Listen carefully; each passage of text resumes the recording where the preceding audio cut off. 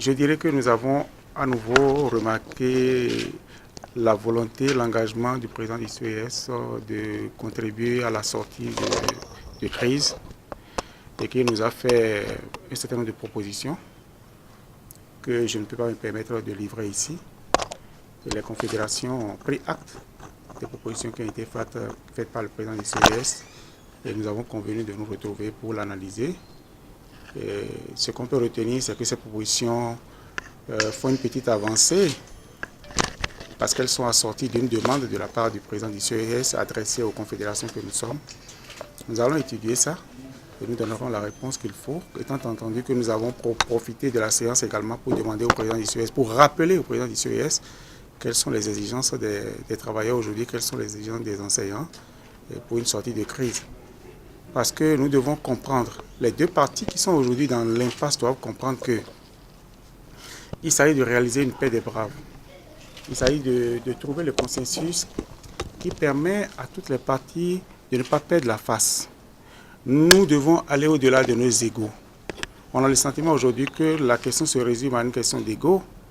D'un côté, un gouvernement qui dit « je ne vais pas céder d'un pouce » et de l'autre, des travailleurs qui savent très bien que l'enjeu aujourd'hui, c'est un enjeu lié à la dignité de l'enseignant, c'est un enjeu lié à la suivi même du mouvement syndical. Le gouvernement est allé d'escalade en escalade parce que le pouvoir, la position de pouvoir ne doit pas permettre tous les avis non plus. On parle aujourd'hui non pas de défalcation, mais on parle aujourd'hui de confiscation du salaire. Ce n'est inscrit dans aucun texte. On ne peut pas se permettre de violer les textes de la République allègrement parce qu'aujourd'hui, on a le rouleau compresseur de la force publique avec soi.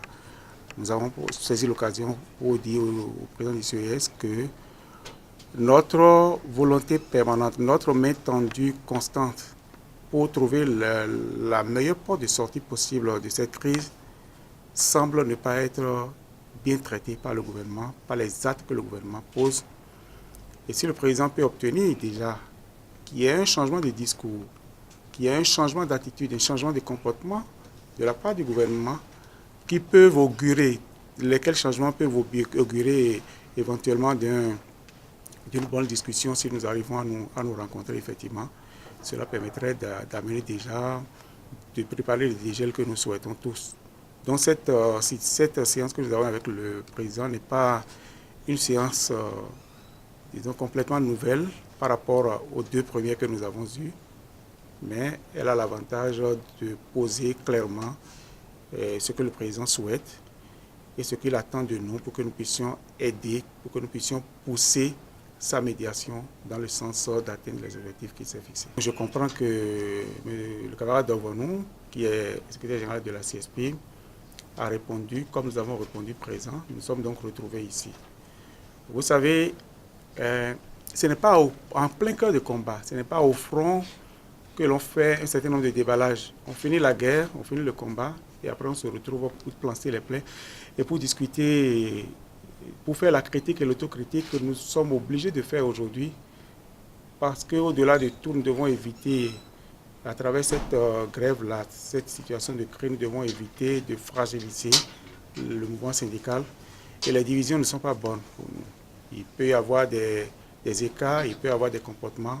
Chacun peut agir selon sa compréhension du moment. Nous devons comprendre que nous avons chacun notre autonomie organisationnelle, c'est vrai, mais le mouvement d'ensemble doit être un mouvement qui nous permet de consolider les acquis des travailleurs et non pas de fragiliser et de remettre en question, de remettre en danger les acquis que nous avons engrangés de haute lutte.